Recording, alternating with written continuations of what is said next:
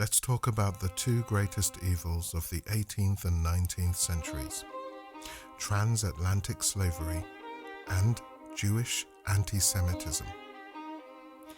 Did you know that there is a song about the birth of Christ which connects both of these evils in a most profound and revelatory way? The story of the song begins in a small village near Avignon, France, during the 19th century. Placide Cappeau was a well-known poet in the region who very rarely attended Catholic Mass. A local parish priest besieged him to write a poem for an upcoming Christmas service. In December 1847, Cappeau wrote that poem and entitled it Cantique de Noël. And one of Cappeau's acquaintances was a Parisian Jew named Adolphe Adam, who was a renowned composer of the time. Cappeau implored him to compose a score of music for the poem. With this arrangement, Cantique de Noël was concluded and first played during a midnight mass service on Christmas Eve in 1847. The song was soon widely accepted and incorporated into Christmas services all around France. Somewhere over the next few years, something really strange began to happen. The song was gradually and systematically being removed from circulation within the French Catholic Church. But why? History holds that word leaked out about the Jewish origin of the music composer, and furthermore, the unpopular thoughts expressed by its socially radical lyricist, Cappeau. Consider the words Cappeau wrote in the fourth and sometimes omitted verse. Truly, he taught us to love one another. His law is love, and his gospel is peace. Chains shall he break, for the slave is our brother. And in his name all oppression shall cease. These words would prove eventually to be socially unacceptable in a world which was enjoying its newfound, seemingly unlimited source of production and wealth: slavery.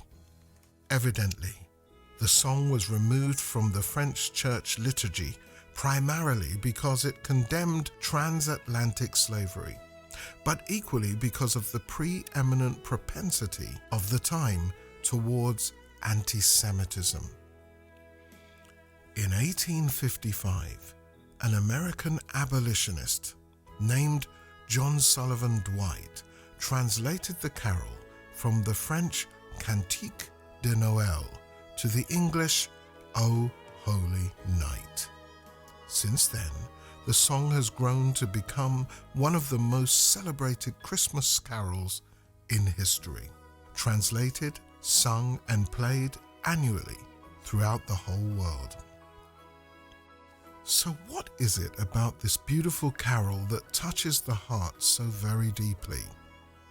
Perhaps it is the fact that its lyrics carry the spirit and power of Christ's true purpose in coming to earth to bring an end to all kinds of slavery within it and to set all the captives therein free. Or perhaps it is the fact that the man chosen to create the soundtrack for this amazing story was a Hebrew man who would not have known Jesus Christ as his Lord or Messiah. Or did he? Evidently, something touched Adam when he heard Cappeau's words. Perhaps what we hear in this deeply moving score is the sound of a messianic conversion to Christ, realizing that just as Moses did for his ancestors, only the true Messiah would be able to set these poor, wretched, enslaved souls free from their captivity.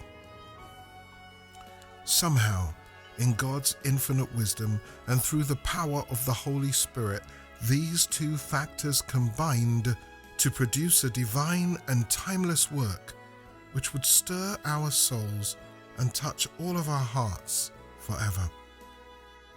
And the story doesn't end there. O Holy Night is also famous for another reason.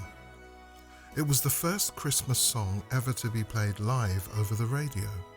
In 1906, Reginald Fessenden, a former employee and lab technician for Thomas Edison, transmitted a short broadcast from the Brant Rock radio tower.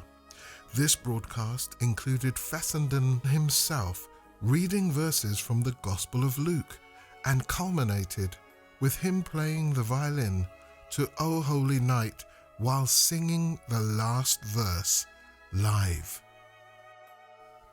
You may have thought of O Holy Night as a pleasant Christmas song with a great melody. However, as you can now understand, the history of this song is both profound and life-changing. I give you now, with a new understanding, Cantique de Noël, or O Holy Night, a song of slavery, deliverance from captivity, and release from racial prejudice through the birth of Jesus, Yeshua HaMashiach, the Christ. Happy Christmas. Thank you for tuning into the broadcast. If you liked it, you'll probably like one of these. And if you do leave a comment. Love to hear from you. And don't forget, subscribe and hit the bell icon so you'll always know when we have a new broadcast coming out.